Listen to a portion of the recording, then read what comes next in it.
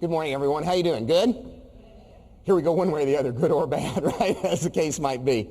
Everyone, I've been an attorney since 1974, and as the days have come, and the days have gone, and the years have come, and the years have gone, it's become apparent to me that the area of human resources and the law is an area full of myth and fantasy and urban legend. And organizations that don't take the time to actually understand what the law is all about and how to apply it in day-to-day situations, that organization is doomed to litigation or to actually disrespecting its work staff or, if you will, asserting rights it doesn't have or not availing itself of rights they do have. I want to give you an example of what I mean. Let's say there's a job interview going on and the interviewer perceives the applicant to be homosexual, to be gay. And the interviewer goes, "You a queer?" The person goes, "Hey, whoa, hey, you don't have any right to talk to me that way." The interviewer goes, "I will talk to you any way I want. I don't hire queers. Get out of here." Everyone? Now, obviously, that's discrimination. But a question, is it legally actionable discrimination? What do you think? No, it is not. Now you say, what do you mean it's not? Everyone, when you talk about sex discrimination, you are talking about gender, not sexual orientation. It's male-female only. If there is not a state law that makes your sexual orientation into a protected class, then that example I gave you, full of its bigotry and its homophobia, it's unfortunate, it's ugly, it's horrible, but it's not illegal. Now, there are many states that do have laws that would create a protected class based on your sexual orientation. Heterosexuality, homosexuality, bisexuality. The state we're in happens to have such a law. Other states do not. And so once again, if you go with your gut impression, your visceral reaction to my example, you're going to guess wrong. You're going to get yourself in trouble. Again, you'll assert rights you don't have, or you won't avail yourself of rights you do have. Everyone, if someone is not in a protected group, they're not protected by the law. Let me go further with that same example. The individual who's, the interview is taking place with, they're angry. They jump up, they start to stomp out of the room. And the interviewer yells after him, because all you queers have AIDS. Now, everyone, is that legally actionable discrimination? What do you think, honestly? You bet it is. Violates the Americans with Disabilities Act. Everyone, under the ADA, there are three things that would make someone a disabled individual.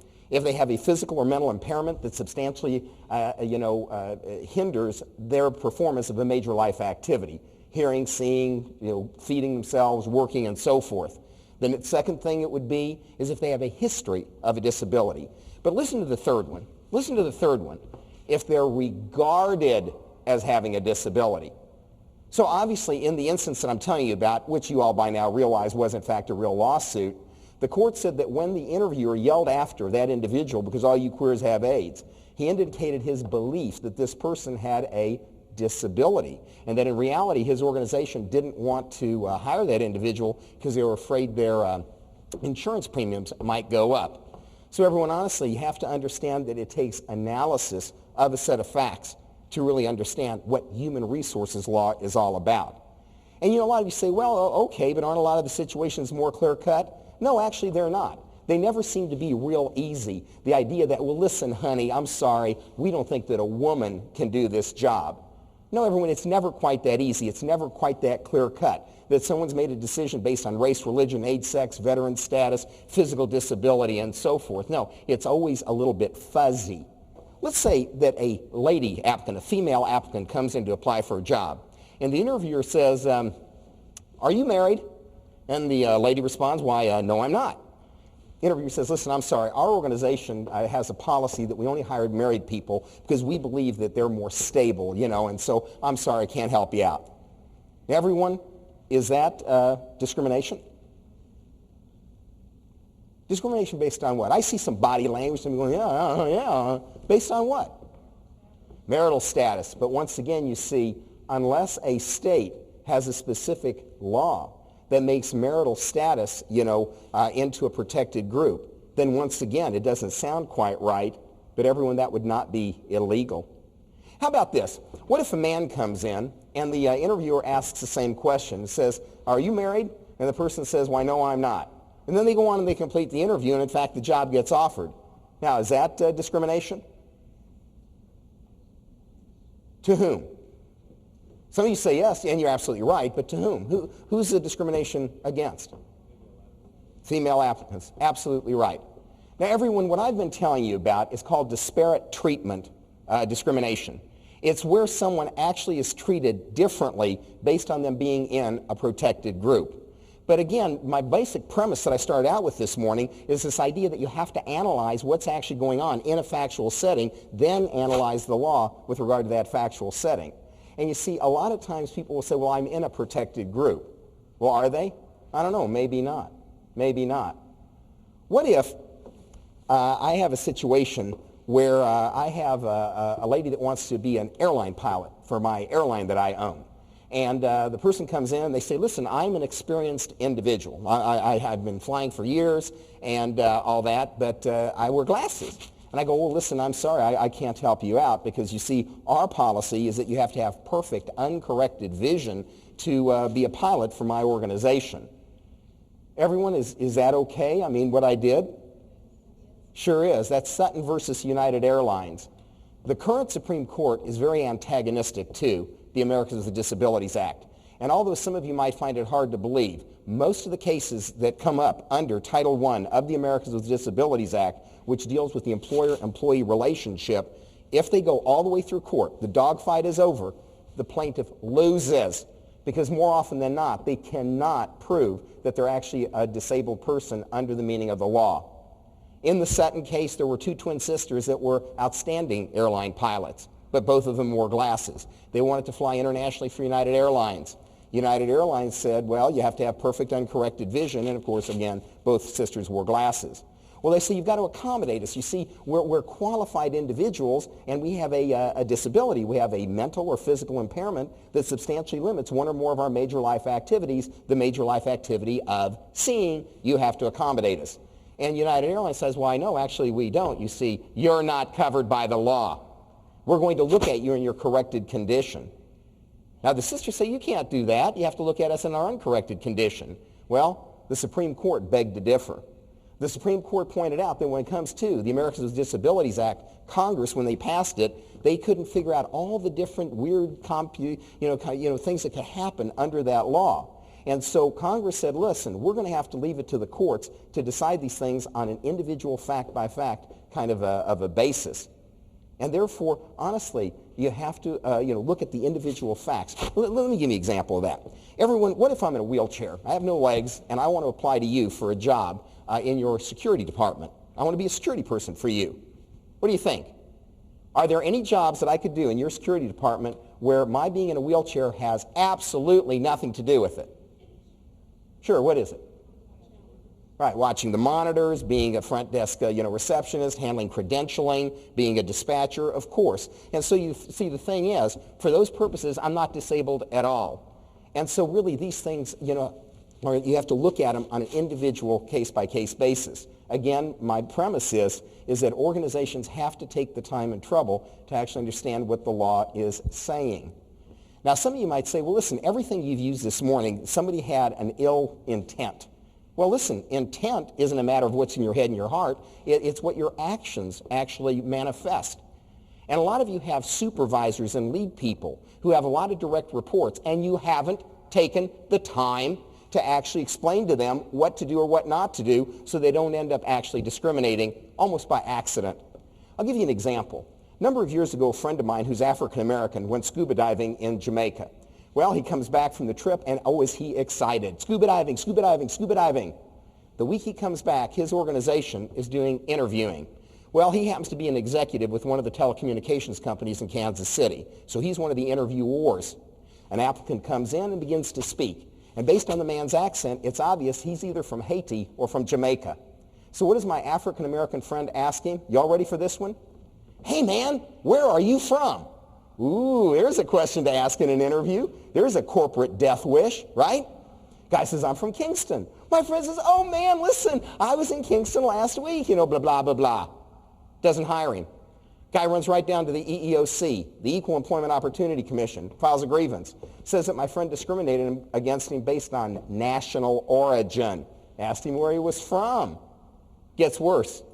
He said, my friend was obviously a well-educated individual. Therefore, my friend must read newspapers, listen to the, TV and so forth. Therefore, my friend must have heard that some of the people who fled to the United States from various islands, Haiti, Jamaica, that they had HIV. Allegedly, they had HIV. So he was saying that the moment my friend heard that he was from an island, didn't even matter what island, could have been Madagascar, that all of a sudden my friend assumed that this guy had a disability, didn't hire him, that he violated the ADA. Now, does anyone in here think that my friend, was a bigot? Of course not.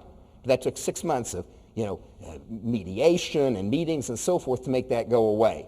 And you see, everyone, that's the problem. Your intent will be inferred from your actions, not what's in your head or your heart. And so we have to actually train our individuals, our supervisors, on what the law is actually all about. And everyone, let me begin to wrap up. Another thing that I found over the years is people actually don't understand their basic responsibilities to keep their staff safe. Under OSHA, the Occupational Safety and Health Act of 1970, there is a Section 5A of the law that is called the General Duty Clause, and this is what it sounds like. Each employer shall furnish to each of his or her employees employment and a place of employment that are free from, and here come two magic words, recognized hazards that are causing or are likely to cause serious injury or death. Anything can be a recognized hazard. You and I, as an employer, have a duty, a proactive duty to go look to see, are there any hazards that are foreseeable? And honestly, you find something that's reasonably foreseeable, whether it's an open and obvious hazard or a hidden one, you better be doing something about it.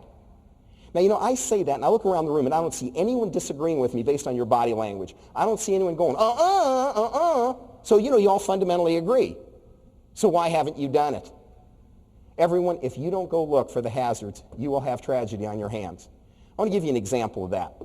Years ago, I used to be part owner of, but I was a managing director of a large fitness center. It was called the Fox Hill Fitness and Racket Club. It was in Overland Park, Kansas. Now, everyone, I thought that was a safe facility. I'm the one that selected the blueprints we used when we built it. I hired the construction company that built it. I thought it was a safe facility. Anyone that worked for me, whether you worked on the front desk, checking people in and out, whether you were an aerobics instructor, whatever you were, you had to have basic first aid training that I paid for. I had a deal with the American Red Cross. I thought the place was safe. And then the day arrived that the $24 El Cheapo thermostat that was the only safety and heating control on the men's whirlpool broke. The water reached the boiling point. One of my members goes over to the scalding pool of water, takes hold of the safety rail leading down the steps into it, puts his foot in the water, burns his foot. He pulls up on the rail. It pops up out of the concrete. He fell in the pool. Everyone, I swear, true story. I was one of the 3 people who helped pull him out about a minute later. And I want you to notice I didn't say only about a minute later, because there was no only to it. In my own life experience, I've seen my share of blood. Believe it or not, I used to be the martial arts instructor at the University of Kansas, and I was coach and captain of a military competition karate team in Europe. Believe me, I've seen my share of blood. But there was nothing in my life experience that prepared me to see what I saw that day, and I still wish I hadn't seen it. So why am I telling you this disgusting story? Well, think about it. Someone with more common sense than apparently I possess would have foreseen that if they didn't have some sort of secondary control on a heated pool of water that people were going to immerse their bodies in, the day was going to come where someone was going to get hurt, and oh boy, were they going to get hurt badly. What about the safety rail? I built the building. Not one time did I ever think to ask the builder, listen, would that safety rail hold a fairly large person if they suddenly pulled up on it? Now, maybe some of you are being nice to me. You're being charitable toward me in your head. You're going, oh, Max, lighten up. Listen, even if you would have asked the builder, he would have lied to you. You know what? I'm sure that's true. But that's not the point. The point is I was the one in charge of safety in that building, and I didn't see it. And why didn't I see it? Because I never went and looked. How about you? Listen, there's 100 of us here. Who in this room can raise your hands and certify to the rest of us that your safety rails, your banisters, your railings going up and down your staircases are on a preventive maintenance program where someone checks the stability of them at least once a year? Come on, really, how many of us? Yeah, there you go. Oh, hey, listen, good for you. Good for you. I've asked the same question of larger groups and have gotten no hands. Delighted. Everyone, please go look. Don't spend the next 15 years of your life intellectually beating yourself up like I am, or like I have. A river of tears and a million, I'm sorry, I didn't mean for it to happen. This doesn't help anyone. It's too late. The person's dead, they're hurt, or your company is embroiled in litigation. Everyone, if you'll let me come out to help your organization, you're going to find that I will help you understand employment law. I'll help you understand it in all of its forms, whether it's FMLA, ADA, or any of the other alphabet soup sorts of things. Thank you so much. Thank you.